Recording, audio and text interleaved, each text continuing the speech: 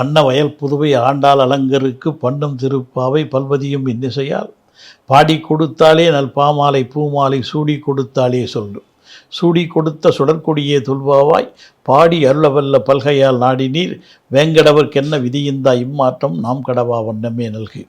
பாண்டியன் கொண்டாட பட்டபிரான் வந்தான் என்று ஈண்டிய சங்கப்படுத்துவத வேண்டி வேதங்கள் ஓதி விருந்து கிடியறுத்தான் பாதங்கள் யாமுடையான் பெற்று.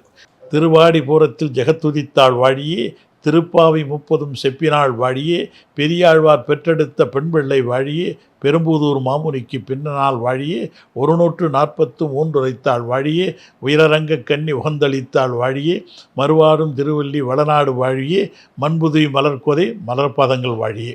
அடியார்கள் வாழ்க அரங்க நகர் வாழ்க சடகோபன் தன் தமிழ் நூல் வாழ்க கடல் சூழ்ந்த மண்ணுலகம் வாழ்க மணவாள மாமுனியே இன்னும் ஒரு நூற்றாண்டிலும். ஆண்டாள் எம்பெருமானார் ஜியர் திருவடிகளே சரணம். கண்வண்ணம் திறந்து கார்வண்ணம் பாடுவோம். மார்கழி திங்களின் 11ஆம் நாள் இன்று அன்ன வயல் புதுவை ஆழ்வாரின் ஒரு மகளாகவும் பிறர்க்கரிய பேறுகளை பெற்ற பெருமகளாகவும் அவதரித்து ஆண்டாளின் சொல் மாலைகளை மீண்டும் மீண்டும் அனுபவித்து அணிந்து கொள்வதே ஒரு ஆனந்தம்தான். எதை நாம் நேசிக்கிறோமோ அதுவாகவே ஆகிவிடக்கூடிய அத்வைத நிலையில் உச்சம் தொட்ட ஆண்டாள் அமுத பாசுரங்கள் புற தூய்மை செய்யும் நீரைப் போல நம் அகத்தூய்மை செய்கின்ற அற்புதங்கள் என்னவென்று சொல்வது. தொட்டவுடன் அதிர்கின்ற வீணையின் நரம்பு மாதிரி ஆண்டாள் சொற்கள் நம்மை அதிர்விக்கும் பேரழகை இந்த பாசுரத்தில் கண்டு மகிழலாம். ஆயர்குலத்தின் பண்பு நலன்களை பறக்க பேசும் பாசுரம் இது.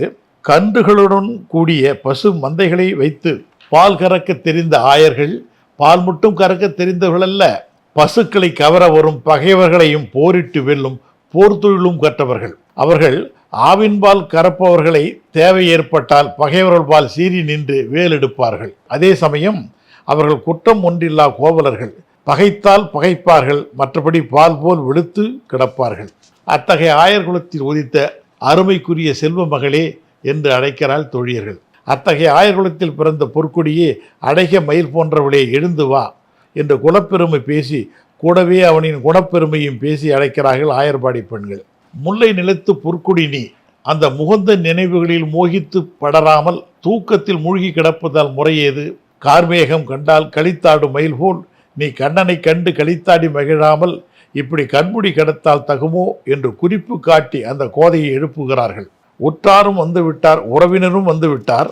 உன் வீட்டு முற்றத்திலே அனைவரும் கூடியிருக்க நீ விழி இரண்டும் மூடியிருக்க அந்த முகிலுண்ணன் சீர்வாடி சிறப்பிப்பது எப்படி? எழுக பெண்ணே என்று ஆர்வம் தடைக்க அமுதம் குடைக்கிறார்கள் ஆயர்பாடி பெண்கள். உடம்பை கூட நீ அசைக்கவில்லையே, வந்துவிட்டேன் என்று திருவாய் திறந்து ஒரு வார்த்தை கூட பேசவில்லையே, ஏன் இந்த மௌன நாடகம்? செல்வ சிறப்புடைய பெண்ணல்லவா நீ, ஏன் இவ்வண்ணம் உறங்குகிறாய்? கண்வண்ணம் திறந்து கார்வண்ணம் பாட பெண்வண்ண பேரழகே எழுந்து வா என்று மனம் நிறைந்து துயில் எழுப்புகிறார்கள் ஆயர்குட பெண்கள். ஆயர்குட பெண்களுக்கு அத்தகைய உயர் எண்ணங்களின் சோலையாகவும் உடங்குகிறார்கள். பாவி நோன்பு நோற்று பரந்தாமனின் பாதக்கமலங்களை பாடி பரவி தங்கள் பிறவி துன்பங்களை போக்கிக் கொள்ள அனைவரையும் அழைக்கிறார்கள் ஆயர்குட பெண்கள். அந்த திருக்கூட்டத்தில் நாமும் கலந்து கொண்டு நாராயண நாமும் செப்பி நற்கதி அடைவோமாக. பல பசுக்களின் கூட்டத்திலிருந்து பாலை கறந்து கொண்டிருப்பவர்கள் பகைவர்களின் போர் திறமை அழிந்து போகுமாறும் அவர்கள் இருக்கும் இடத்திற்கு சென்று போர் செய்யும் வல்லமையும் உடையவர்களாகவும் போர் தர்மத்தில் சற்றும் குறைபடாதவர்களாகவும் பசுக்களை பரிபாலனம் செய்யும் இடையர்குடையில் பிறந்த இடையர்களுக்கெல்லாம் தலைவியான பொன் போன்ற அழகிய கொடி போன்ற இடையை உடையவளே என்று அற்புதமாக சொல்கிறார்கள். கற்று கறவை கணங்கள் என்பது ஒரு நுட்பம். கற்று என்றால் கன்று, கறவை என்றால் பசு. அந்த ஆயர்பாடியில் உள்ள பசுக்கள் எல்லாம் என்றும் இளமை மாறாத கன்றுகளாகவே இருக்கின்றனவாம். காரணம் என்ன தெரியுமா? அவற்றை எல்லாம் கண்ணன் கருணை நிறைந்த தன் கண்களால் எப்பொழுதும் பார்த்து கொண்டே இருப்பதாலும் அவன் திருக்கரங்களால் அவை தொடப்படுவதாலும் அவை என்றும் இளமையாகவே தோன்றுகிறதாம். இடையர்பாடியில் 5 லட்சம் குடும்பங்கள் உள்ளன. அவை ஒவ்வொன்றிலும் குறைந்தது 10-15 பசுக்கள் இருக்கும். எனவே அவற்றை கறவை கணங்கள் என்றார். கணங்கள் என்பது தொகுதி, திரள், கணக்கிலடங்காதவை, எண்ணற்றவை, அளவற்றவை என்ற பல பொருளை தரும் ஒரு உயரிய சொல். கணங்கள் என்பதோடு மட்டுமல்லாமல் கணங்கள் பல என்கிறார் ஆண்டாள். அதுபோல பரமபதத்தில் வாழும் தேவர்கள் எல்லாம் இறைவன் சம்பந்தம் இருப்பதனால் என்றும் நித்திய சூரிகளாகவே இருக்கிறார்கள் என்பதும் இங்கே உள்ளுரை பொருளாக கொள்ளலாம்.